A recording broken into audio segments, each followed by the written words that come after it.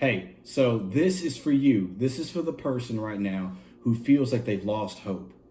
Now, what I mean by that, you may feel that you are working so hard that no one is paying attention to the efforts that you're putting up. Maybe you may feel like you're working so hard that what you're doing is wasted. You may even feel that all this work that you're doing, you're not seeing the fruit from the labor that is being produced from you. Well, I want to say, don't lose hope, but take courage. Hold steadfast and believe that you are good enough, that you are valuable to God, that you are worth everything to Him, and that what you're doing is not unseen, it's not unnoticed. I mean, you may feel like you're the person, and this may be true for you, where you're trying to love so well, and the world seems to be divided left and right, literally, politically, pun intended, but also just in how people are living their lives, the division among race, the division among politics, just loving people well, people feeling lonely, depressed, frustrated. And you may feel, man, it's hard to love right now because you're bombarded and your emotions are all over the place. Or maybe you don't want to serve. You may be serving in your local church. And because of that, not wanting to serve, you feel the tension. You feel like no one is seeing the value that you're bringing. No one is seeing what you are doing.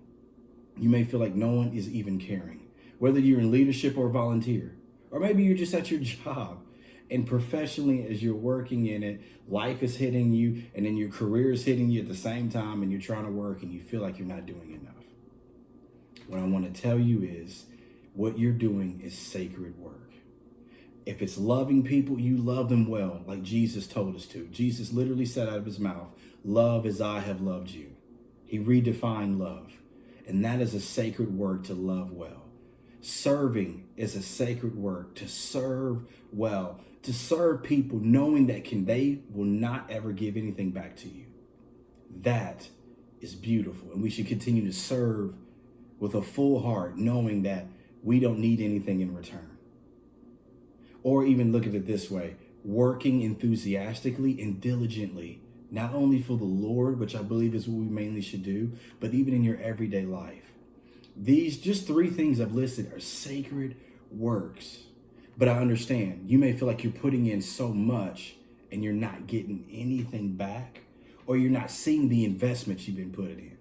Well, let me read this to you. There's a man by the name of the Apostle Paul, and he's writing to the church in Galatia, which is what we get in our New Testament Bibles, the book of Galatians, or the letter to the Galatians. And the Apostle Paul says this. He says, so let us not get tired of doing what is good. And at just the right time, we will reap a harvest of blessing if we do not give up. And he carries on and he says, and therefore, whenever we have the opportunity, we should do good to everyone, especially to those in the family of faith. Paul says, hey, and this is not prosperity gospel. Paul is literally saying, hey, do not grow tired. Do not grow weary of doing good.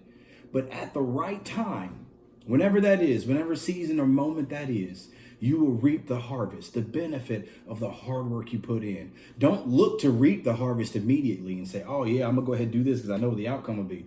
No. You work hard, not for working hard's sake, but because Jesus is the model, meaning that we should continue to work with everything we have for serving people, loving people, and working hard at the things that professionally we do.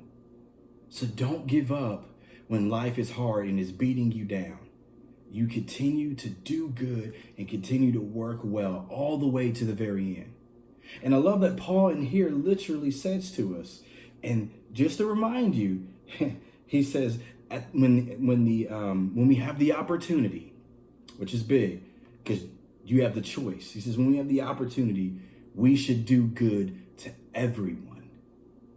No exemptions. Everyone. Especially, Paul says, to the people of faith. Anyone who's listening right now, I just want to share this word with you, that don't give up, don't quit, don't lose heart. Instead, I pray through the Holy Spirit that you continue to be aware that you have a community of friends or family who can guide you and mentor you and love on you all the way through. I believe in the Holy Spirit, that God is present with you regardless of your belief in him. He is always there with you. And I want you to remember, do not give up, but know that you continue to do good, you will reap a harvest. Now, I'm not trying to sell you anything, but I just want you to know, don't lose heart, because you're going to make it to the other side. And this harvest, it could be of joy, it could be of love, it could be of seeing something that you didn't expect, or being surprised, or seeing something that you knew maybe could come down in the end. But don't lose heart and take courage, because you can overcome by the blood of the Lamb and the words of your testimony.